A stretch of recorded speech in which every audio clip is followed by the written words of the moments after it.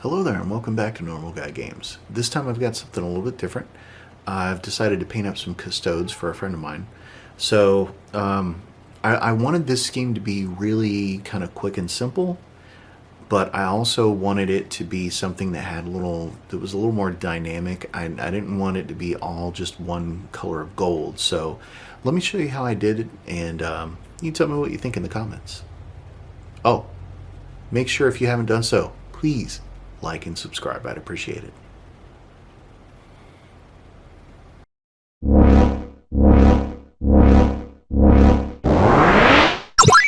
Alright, so this is not my first time painting a Space Marine or any kind of Astartes, but it is my first time painting a Custodes. So the first thing I started with was bronze, right? So this is, or I'm sorry, brass. This is Rune Lord brass. And in order to create some shadows, and I didn't speed this footage up because I just wanted you to see what I'm doing here. I took some Reikland Flesh shade and I put that on all of the armor bits because I wanted there to be, and of course you don't want it to pull too much in any one area, but I wanted there to be a little bit of more of a dark or burnished color in some of the recesses. Now this step is going to, it's going to overshadow some of that, but I took some rich gold and I dry brushed that all over the gold, but I didn't do a very thorough dry brush. What I did was while I was doing the dry brush, I wasn't pushing very hard and I was making sure to leave some of that brass still visible. So in some of the lower areas and some of the shadowed areas, there is a less pronounced brass color. So I base coated all of the cloak and the top knots in red, and then I took that white blue and I'm doing all of the little tassels in that white blue. Now this part is a little nerve-wracking because the tassels are all sort of situated behind everything, but it's one of those, like, you can't do the dry brush step after you do this because of the way that's situated.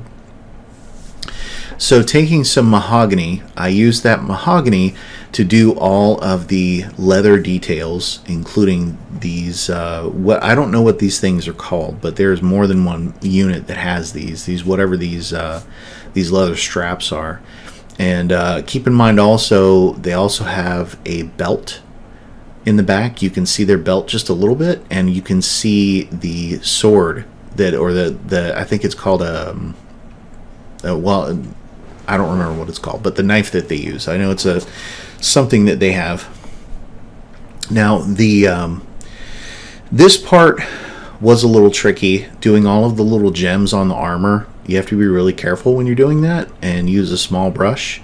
And I also used that same dark jade color to base coat this like the short cloak looking thing, like the skirt around his waist. Moving on, I did dark silver on the blade of the weapon. So any of the blades that were showing, I used this dark silver. And on a whim, I also decided to put that dark silver on the emblems on the shoulder pads. Now, I'm not sure why I decided to do this, but for whatever reason, I thought it would look kind of neat. And I'm not gonna lie, I think it looks really cool. It kind of stands out. I wanted there to be more than just gold everywhere. I know there's gold and there's brass and there's that burnished color that comes from the wash, but I also kind of wanted to break up the monotony as well. So as you can see here, this is what we're looking like so far. I did lose the footage, unfortunately, that I painted Black Legion on all of the guns, the gun parts. Now this is me going back to that Rune Lord brass again and just doing some of the raised areas and a little bit of edge highlighting. I'm not really being very precise with this. I'm just sort of catching the edges, catching some top places. Then I took Carroburg Crimson and I used that to wash only the top knots. I didn't touch the cloaks with this. Now there is a pale pink that I've been using for quick skin. This is all Monument Hobbies so far, except for the Black Legion. And for this part, I used Apothecary White to shade all of the white bits, the tassels.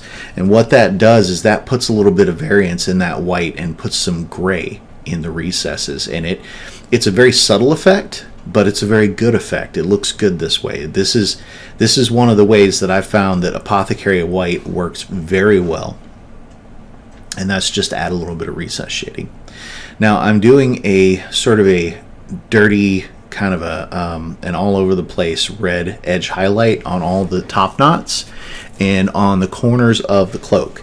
And actually I also did just a very little bit of glazing on the bottoms of the cloak using the rest of this red. I just kind of watered it down a lot, and then I used that red just to brush downward on the edges of the cloak.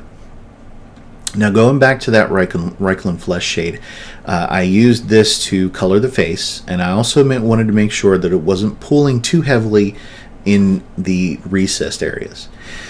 Now this footage, I did not speed this up because I want you to see exactly what I'm doing here. I'm going back to that Reikland Flesh shade, but I am not doing an all over wash. I'm only picking a couple of areas where the deepest recesses are and the places that you want to use to draw everything up to the top of the model.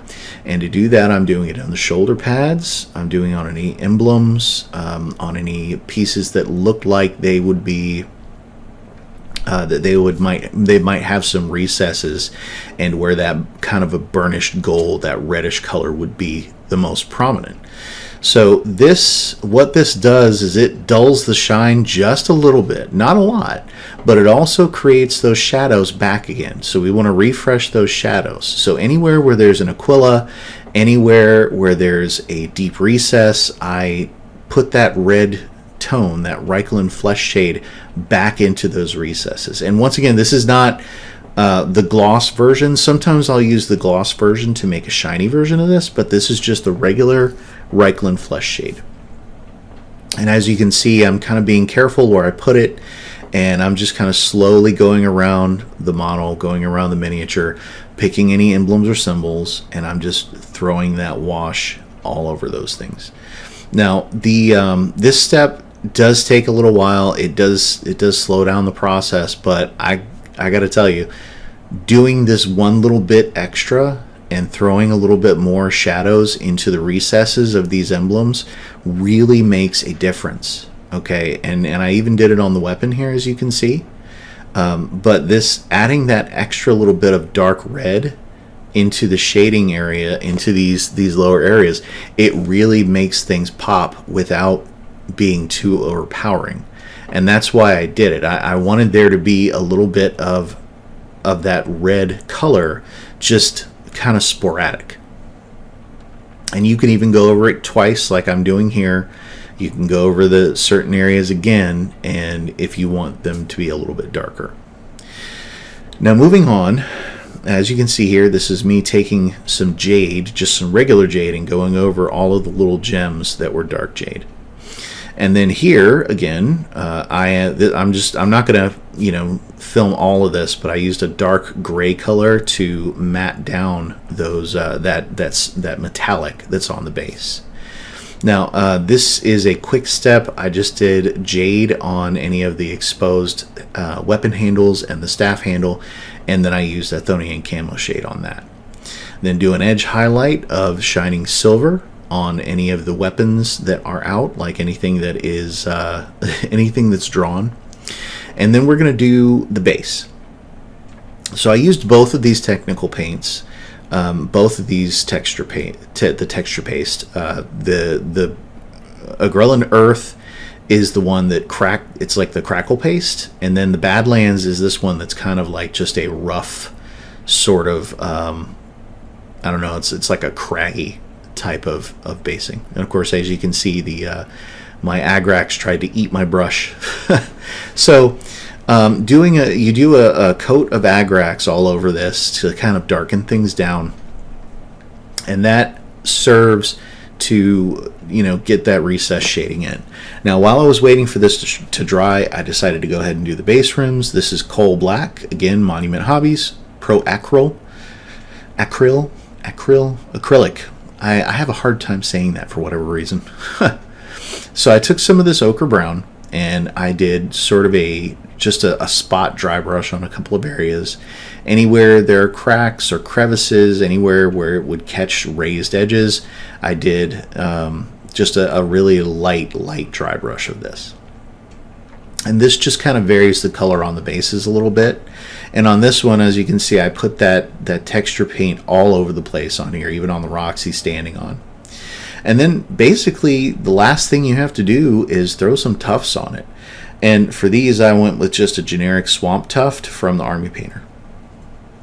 And this adds a little bit of color to the base, and it kind of breaks things up a little. And this is it. That's what they end up looking like. I really like the paint scheme. It was quick and simple, really easy. And that's it. That's all. So if you like what you've seen, please like and subscribe. And I am going to leave you with some more outtakes because, oh boy, throwing the intro was fun. Hello there, and welcome back to Normal Guy Games. This time I've got something a little bit different. My dog's barking. That's exactly what I meant to have. Exactly. Hello there, and welcome back to... My dogs are still barking.